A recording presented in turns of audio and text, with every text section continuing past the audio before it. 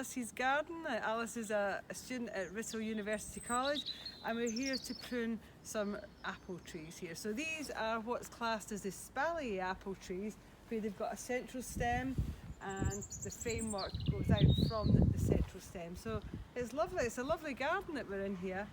This is the winter, and we've come to do a winter prune on them. You should also do a summer prune as well on your Espalier or your cordon apple trees. And I learned to do this with the National Trust for Scotland up in the Threave School of Gardening, and we had plenty of cordon trees, apple trees, espaliers, fans and so on in the wall garden. But I'll tell you what, I just had to, and never be scared to do this, I just had to go and check up in a book just to make sure of what ones to remove if you haven't done them for a while. Oh, I'm not going to say that now. Good afternoon, I'm here in my friend Alice's garden here, and we've got an Espalier trained apple tree. We've got the central stem here with the framework of branches going off to the side from here, making it an Espalier, and then we've got the spur, the spurred fruit here.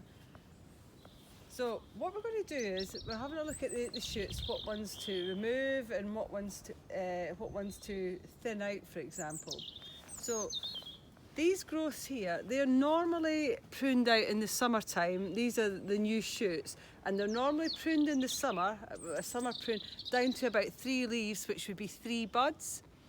If you haven't done them in the summer, you can do them in the winter, but by doing them in the summer, the good thing about summer pruning is it reduces vigour as well, and then you can come back in the winter if these have been done in the summer, and then just thin them out if necessary. These are going to produce your new spurs. Right. Okay, I'm just going to start pruning on these here, and I'm going to take them I'm going to prune them to a bud, and I'm going to take them to about 3 buds. If you get them too close together, you can actually thin them, just like this. Take out any dead. Sorry, that's. And then, so ones like this here, I'm going to prune these ones here also. So I'm just going to systematically go around the plant, pruning.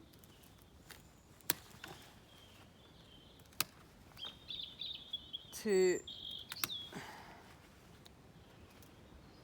just above a bud.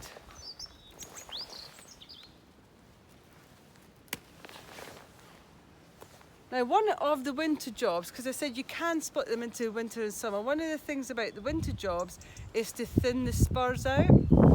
So where you've got 2 really close together like this,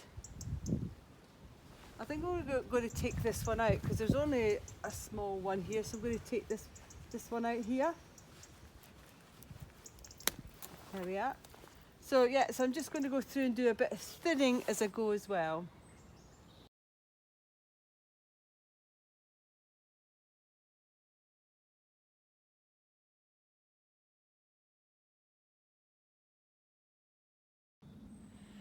This is a point here that I thought would be really good to show you where you get a spur or a collection of spurs together that are just too congested.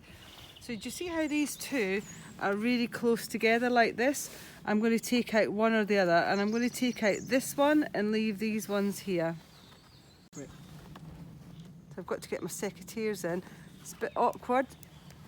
Got to make sure that you're not going to cut the other branch. So that's much better.